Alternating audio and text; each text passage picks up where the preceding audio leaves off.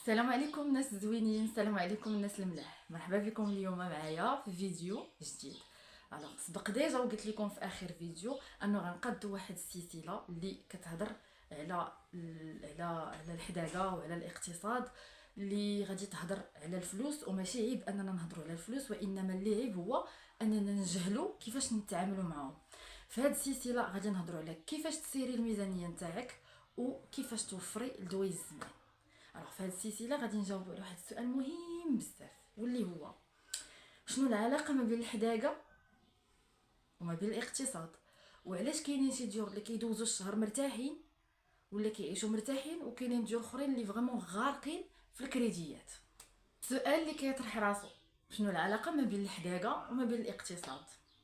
الوغ بالنسبه لي انا الحداقه ما كتنحصرش غير في الكوزينه وفي الدار. نهز الصالون كل نهار، نخمل ونسيق كل نهار، نريب الحيط ونكحاجو شي شويه، نقب السقف، نمري لماعن. راه عرفتي، راه والبومه وهذه في حياتي. قيل راه كلكم عارفين مولا هذه الجمله الشهيره. عرفتي راه ما يمكنش. المهم ما يمكنش، كاينين شي عيالات بصح هكا حياتهم، ولكن راه بصح كيسحب ليها راسها راه فريمون حادقه. ولكن راه الحداقه راه ماشي حدات الماء، هذاك الشيء متفقه معك خاصو يكون. ولكن الحداقه بالنسبه ليا سمحوا لي على هذا الصداع. ديما ندير. انما الحداقه كتمثل حتى في الطريقه باش كنصرف، حتى في الطريقه باش كنوفر لدوير الزمان، حتى الطريقه كيفاش كنخطط الميزانيه ديالي.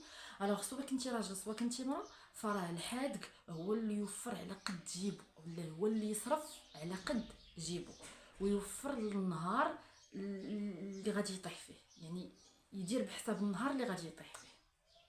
كاينين شي عيالات اللي كتلقايهم ما قاريينش الاقتصاد، وكتلقاهم كيسيروا الدار بحال اللي كيسيروا شي شركه. ما شاء الله عليهم كيخططوا، كيفكروا في المستقبل، كيقارنوا الاثمنه ما بين هذا المارشي وما بين هذا المارشي. كتلقاهم لي غران سورفاس كيوصلوهم مره في شحال الا كانت فريمون شي بروموسيون.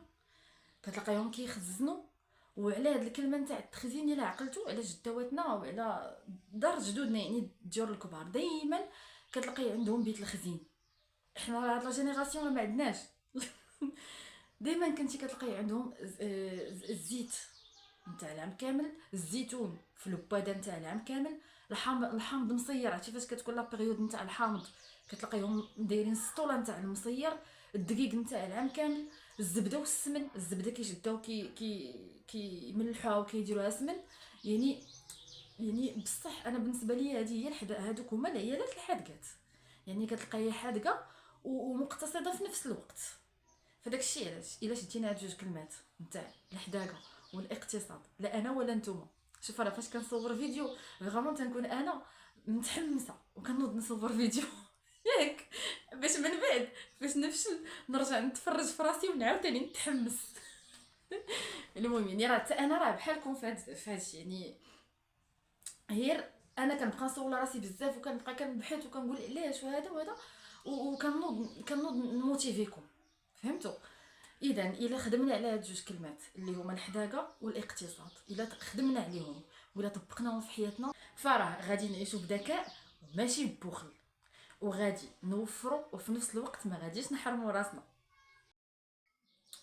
الصراحه في وسط من هاد الغلاء اللي ولينا كنعيشوا فيه وكثره المصاريف والكريديات اللي مغرقانا كاملين، يعني راه زعما باش نكونوا صريحين راه ما كاينش شي واحد اللي اللي ما زعما ما كيعانيش من الكريديات، او اللي ما دايرش كريدي.